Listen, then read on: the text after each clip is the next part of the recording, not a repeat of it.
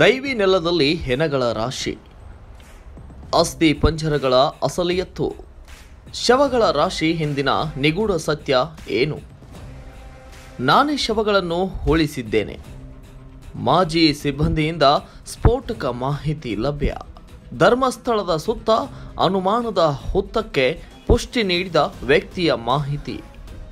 ಈಗಲಾದರೂ ಬಯಲಾಗುತ್ತಾ ರಾಶಿ ಶವಗಳ ಅಸಲಿಯತ್ತು. ಶ್ರದ್ಧೆಗೂ ಪವಿತ್ರತೆಗೂ ಹೆಸರುವಾಸಿಯಾಗಿರುವ ಕ್ಷೇತ್ರವಾಗಿದೆ ಈ ಧರ್ಮಸ್ಥಳ. ಬೇಡಿ ಬಂದ ಭಕ್ತರ ಇಷ್ಟಾರ್ಥ ಸಿದ್ಧಿಸುವ ಪುಣ್ಯ ಕ್ಷೇತ್ರ. ಧರ್ಮಸ್ಥಳಕ್ಕೆ ತನ್ನದೇ ಆದ ಐತಿಹಾಸಿಕ ಹಿನ್ನೆಲೆ ಇದೆ. ಇಂತಹ ಕ್ಷೇತ್ರದ ನೆಲದಲ್ಲಿ ಎಲ್ಲರೂ ಬೆಚ್ಚಿ ಬೀಳಿಸುವಂತಹ ಸ್ಫೋಟಕ ಸತ್ಯ ಈಗ ಹೊರಬಂದಿದೆ. ಹೆಣಗಳ ರಾಶಿ, ಅಸ್ಥಿ ಪಂಜರಗಳ ಪತ್ತೆಯಾಗುತ್ತಿದ್ದು ನೂರಾರು ಪ್ರಶ್ನೆಗಳನ್ನು ಹುಟ್ಟು ಹಾಕುತ್ತಿವೆ. ಎಸ್ ವೀಕ್ಷಕರೇ, ಈಗ ಒಬ್ಬ ಮಾಜಿ ಸ್ವಚ್ಛತಾ ಸಿಬ್ಬಂದಿಯ ಹೇಳಿಕೆಯಿಂದ ಧರ್ಮಸ್ಥಳದಲ್ಲಿ ಭಾರೀ ಸಂಚಲನ ಮೂಡಿದೆ. ನೂರಾರು ಶವಗಳನ್ನು ಹೂಳಲಾಗಿದೆ ಎಂಬ ಭೀಕರ ಸತ್ಯ ಈಗ ಬಹಿರಂಗಕ್ಕೆ ಬಂದಿದ್ದು, ಈಗ ರಾಜಕೀಯ ಹಾಗೂ ಪೊಲೀಸ್ ತನಿಖೆ ತೀವ್ರತೆಯತ್ತ ಸಾಗುತ್ತಿದೆ. ಒಬ್ಬ ಮಾಜಿ ಸ್ವಚ್ಛತಾ ಕಾರ್ಮಿಕನು ತನ್ನ ಮೇಲೆ ಬಲವಂತವಾಗಿ ಅನೇಕರ ಶವಗಳನ್ನು ಹೂಳುವಂತೆ ಒತ್ತಡ ಮಾಡಲಾಗಿದೆ ಎಂದು ಜುಲೈ 4ರಂದು ದೂರಿನಲ್ಲಿ ವಿವರಿಸಿದ್ದಾನೆ. ಇನ್ನು ಅಚ್ಚರಿಯ ಸಂಗತಿ ಏನೆಂದರೆ, ಹೂಳಲಾಗಿದ್ದ ಆ ಶವಗಳಲ್ಲಿ ಬಾಲಕಿಯರು, ಮಹಿಳೆಯರು, ಕೆಲವು ವಿದ್ಯಾರ್ಥಿನಿಯರು ಶವ ಇರುವುದಾಗಿ ತಿಳಿಸಿದ್ದು, ಇದು ಮತ್ತಷ್ಟು ಪ್ರಶ್ನೆಗಳನ್ನು ಹುಟ್ಟುಹಾಕಿದೆ. ಮಾಜಿ ಸ್ವಚ್ಛತಾ ಸಿಬ್ಬಂದಿಯ ಮಾಹಿತಿಯಿಂದ ಈಗಲಾದರೂ ಹೊರಬೀಳುತ್ತಾ ಸತ್ಯ. ಧರ್ಮಸ್ಥಳ ಭಾಗದಲ್ಲಿನ ಹೆಣ್ಮಕ್ಕಳ, ಮಹಿಳೆಯರ ಶವ ಆಸ್ತಿ ಪಂಜರ ಹಿಂದೆ ಇದೆಯಾ ಪ್ರಭಾವಿಯ ಕೃತ್ಯ? ಈ ಬಗ್ಗೆ ನೀಡಿರುವ ಹೇಳಿಕೆಯಲ್ಲಿ ಆತ್ಮ ಸಾಕ್ಷಾತ್ಕಾರದ ಗಂಭೀರತೆ, ಪಾಪ ಪ್ರಜ್ಞೆ ಮತ್ತು ಧೈರ್ಯತೆಯ ಸಂದೇಶಗಳಿವೆ. ನಾನು ಹೆದರುತ್ತಿದ್ದೆ, ಈಗ ನಾನು ಸತ್ಯವನ್ನ ಹೊರತೆಗೆಯಲು ಸಿದ್ಧ ಎಂದು ಹೇಳಿದ್ದಾನೆ. ಈ ದೂರನ್ನು ಪೊಲೀಸರಿಗೆ ನೀಡಿದ ಬಳಿಕ ಜುಲೈ 11ರಂದು ಬೆಳ್ತಂಗಡಿ ನ್ಯಾಯಾಲಯದ ಮುಂದೆ ದೂರುದಾರರು ಹಾಜರಾಗಿ ತಮ್ಮ ಹೇಳಿಕೆಯನ್ನು ದಾಖಲಿಸಿದ್ದಾರೆ. ಆದರೆ ನ್ಯಾಯಾಲಯ ವಕೀಲರ ಹಾಜರಾತಿಗೆ ಅವಕಾಶ ನೀಡಿಲ್ಲ ಎಂಬ ಆರೋಪವು ಕೇಳಿಬಂದಿದೆ. ದೂರುದಾರರ ಪರ ವಕೀಲರು, ದಕ್ಷಿಣ ಕನ್ನಡ ಜಿಲ್ಲಾ ನ್ಯಾಯಾಲಯ, ಪೊಲೀಸರು ಹಾಗೂ ಸರ್ಕಾರ ದ್ವಾರ ತಕ್ಷಣ ಭದ್ರತೆ ನೀಡಲಾಗಿದೆ ಎಂದು ತಿಳಿಸಿದ್ದು, ಈ ಎಲ್ಲ ಬೆಳವಣಿಗೆಗಳ ನಡುವೆ ಸೌಜನ್ಯ ಅತ್ಯಾಚಾರ ಹಾಗೂ ಕೊಲೆ ಪ್ರಕರಣದಲ್ಲಿ ಧರ್ಮಸ್ಥಳದ ಪ್ರಭಾವಿ ಕುಟುಂಬದ ಕೆಲವು ಸದಸ್ಯರು ಈ ಕೇಸ್ನಲ್ಲಿ ಭಾಗಿಯಾಗಿದ್ದಾರೆ. ಅವರು ಎಲ್ಲ ಸಾಕ್ಷ್ಯಗಳನ್ನು ನಾಶಪಡಿಸಿದ್ದಾರೆ ಮತ್ತು ಕೆಲವು ಪ್ರತ್ಯಕ್ಷದರ್ಶಿಗಳು ಸಾವನ್ನಪ್ಪಿದ್ದಾರೆ. ಪ್ರತ್ಯಕ್ಷದರ್ಶಿಗಳು ಕೊಲ್ಲಲ್ಪಟ್ಟಿದ್ದಾರೆಂದು ನಮಗೆ ತಿಳಿದಿದೆ ಎಂದು ಈಗ ಸೌಜನ್ಯರ ತಾಯಿ ತಿಳಿಸಿದ್ದಾರೆ. ಸಂತೋಷ್ ರಾವ್ ಪ್ರಮುಖ ಆರೋಪಿಯಲ್ಲ ಎಂದು ನಮಗೆ ತಿಳಿದಿತ್ತು. ಇತ್ತೀಚಿನ ಸಿಬಿಐ ನ್ಯಾಯಾಲಯದ ತೀರ್ಪು ಅದನ್ನು ಸಾಬೀತುಪಡಿಸಿದೆ ಎಂದು ತಮ್ಮ ಮಗಳ ಸಾವಿನ ಕ್ರೂರಿಯ ತಕ್ಕ ಶಿಕ್ಷೆಗೆ ಆಗ್ರಹಿಸಿದ್ದಾರೆ.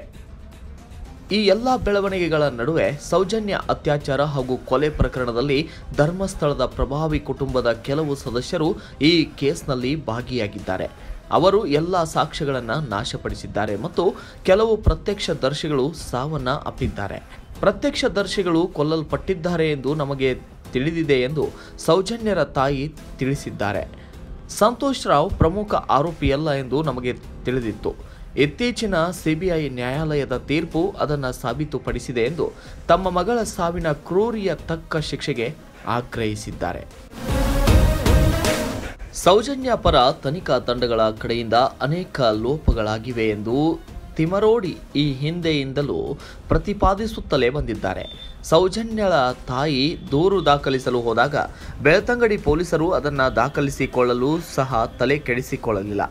ಆಗಿನ ತನಿಖಾಧಿಕಾರಿ ಯೋಗೀಶ್ ಕುಮಾರ್ ಸಾಕ್ಷ್ಯಗಳನ್ನು ನಾಶಪಡಿಸುವ ಮೂಲಕ ಪ್ರಕರಣವನ್ನು ಮುಚ್ಚಿ ಹಾಕಿದರು. ತನಿಖಾ ಸಂಸ್ಥೆಗಳು ಪ್ರಭಾವಿ ಕುಟುಂಬದ ಕೆಲವು ಸದಸ್ಯರನ್ನ ನಾರ್ಕೋ ಪರೀಕ್ಷೆಗೆ ಒಳಪಡಿಸಲಿಲ್ಲ ಅಥವಾ DNA ಪರೀಕ್ಷೆಯನ್ನು ನಡೆಸಲಿಲ್ಲ ಎಂದು ಅವರು ಆರೋಪಿಸಿದರು. ಈ ಆರೋಪದ ಗಂಭೀರತೆಯನ್ನು ಮನಗಂಡಿರುವ ಪೊಲೀಸರು ನೇತ್ರಾವತಿ ನದಿಯ ತೀರದಲ್ಲಿರುವ ಶವಹೂತ ಸ್ಥಳಗಳ ಪರಿಶೀಲನೆಗೆ ಮುಂದಾಗಿದ್ದು, ಶೀಘ್ರದಲ್ಲಿ ಶವ ಹೊರತೆಗೆದು DNA ಪರೀಕ್ಷೆಗೆ ಕಳುಹಿಸಬೇಕೆಂಬ ಕಾರ್ಯಪಡೆಯೊಂದಿಗೆ ತಯಾರಾಗುತ್ತಿದ್ದಾರೆ. ಧರ್ಮಸ್ಥಳದ ನಕ್ಷೆ, ಗೂಗಲ್ ಎರ್ತ್ ಸೋರಿಸುವ ಶಂಕಿತ ಸ್ಥಳ, ಈ ಪೈಕಿ ಕೆಲ ಶವಗಳು ಡಿಸೈಲ್ ಸುರಿದು ಸುಟ್ಟಿರುವ ಸಾಧ್ಯತೆಗಳು ಇದ್ದು ಸ್ಥಳೀಯರು ಕೂಡ ಆಶ್ಚರ್ಯದಲ್ಲಿದ್ದಾರೆ. ಈ ಬೆಳವಣಿಗೆಯ ಬೆನ್ನಲ್ಲೇ ಕೇಂದ್ರ ಸಚಿವೆ ಅನ್ನಪೂರ್ಣ ದೇವಿ ಕರ್ನಾಟಕ ಸರ್ಕಾರಕ್ಕೆ ಕಠಿಣ ಸಂದೇಶ ನೀಡಿದ್ದಾರೆ.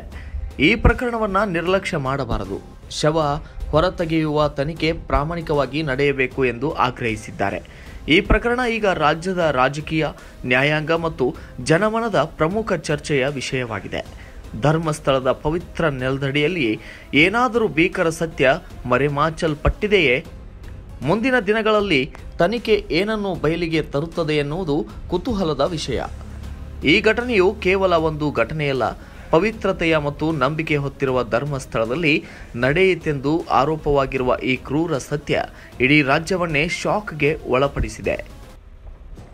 ತನಿಖೆ ನಿಷ್ಠೂರವಾಗಿರಬೇಕು, ಸತ್ಯ ಬಯಲಾಗಬೇಕು, ಶವಗಳಿಗೆ ನ್ಯಾಯ ಸಿಗಬೇಕು, ತಪ್ಪಿತಸ್ಥರು ಯಾವ ಮಟ್ಟದವರಾದರೂ ಕಾನೂನು ಕೈಗೆ ಒಪ್ಪಿಸಲೇಬೇಕು ಎನ್ನುವುದು ಮಹಿಳೆಯರು, ಯುವತಿಯರನ್ನ ಕಳೆದುಕೊಂಡ ಕುಟುಂಬಗಳ ಒಕ್ಕೊರಲಿನ ಕೂಗಾಗಿದೆ. ಈ ಬೆಳವಣಿಗೆಯ ಮಧ್ಯೆ ಈಗ ಮತ್ತೊಂದು ಯುವತಿಯ ತಾಯಿ ತನ್ನ ಮಗಳ ಕಾಣೆಯಾದ ಕುರಿತು ಸ್ಫೋಟಕ ಮಾಹಿತಿ ಹೊರಬಂದಿದೆ. 20 ವರ್ಷದಿಂದ ನಾಪತ್ತೆಯಾಗಿದ್ದ MBBS ವಿದ್ಯಾರ್ಥಿನಿಯ ತಾಯಿ ಶಂಕೆ ಹೊರಹಾಕಿದ್ದಾರೆ. ಧರ್ಮಸ್ಥಳದ ಸಮೀಪ ಸ್ವಚ್ಛತಾ ಕಾರ್ಮಿಕನ ಅಚ್ಚರಿಯ ತಪ್ಪೊಪ್ಪಿಗೆಯ ಬಳಿಕ 2003ರಲ್ಲಿ ನಾಪತ್ತೆಯಾಗಿದ್ದ MBBS ವಿದ್ಯಾರ್ಥಿನಿ ಅನನ್ಯ ಭಟ್ ಮೃತದೇಹ ಪತ್ತೆಯಾಗಬಹುದು ಎಂಬ ನಂಬಿಕೆಯೊಂದಿಗೆ ಅವಳ ತಾಯಿ ಸುಜಾತಾ ಭಟ್ ಧರ್ಮಸ್ಥಳ ಪೊಲೀಸರಲ್ಲಿ ಅರ್ಜಿ ಸಲ್ಲಿಸಿದ್ದಾರೆ.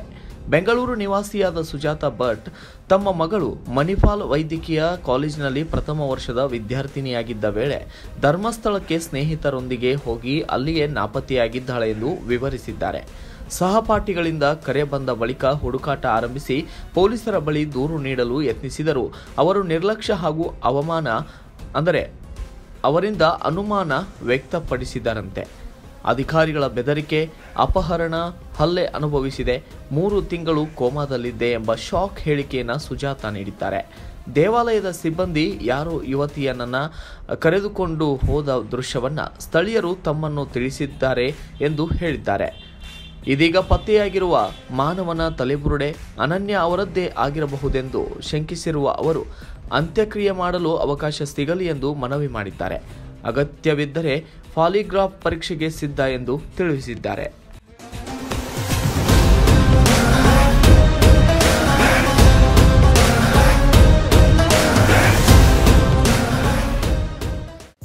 ನಮಸ್ಕಾರ ಕನ್ನಡ ಜನಶ್ರೀ ವೀಕ್ಷಕರೇ, ಈ ಪೂರ್ತಿ ವಿಡಿಯೋ ನೋಡಲು ಆಂಡ್ರಾಯ್ಡ್ ಆ್ಯಪ್ ಅಲ್ಲಿ ಕನ್ನಡ ಜನಶ್ರೀ ಎಂದು ಟೈಪ್ ಮಾಡಿ ಡೌನ್ಲೋಡ್ ಮಾಡಿಕೊಳ್ಳಿ.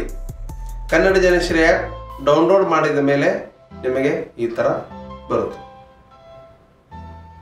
ಈ ಕನ್ನಡ ಜನಶ್ರೀ ಆ್ಯಪ್ ಅಲ್ಲಿ ನೀವು ಎಲ್ಲ ಪೂರ್ತಿ ವಿಡಿಯೋಗಳನ್ನು ನೋಡಬಹುದು.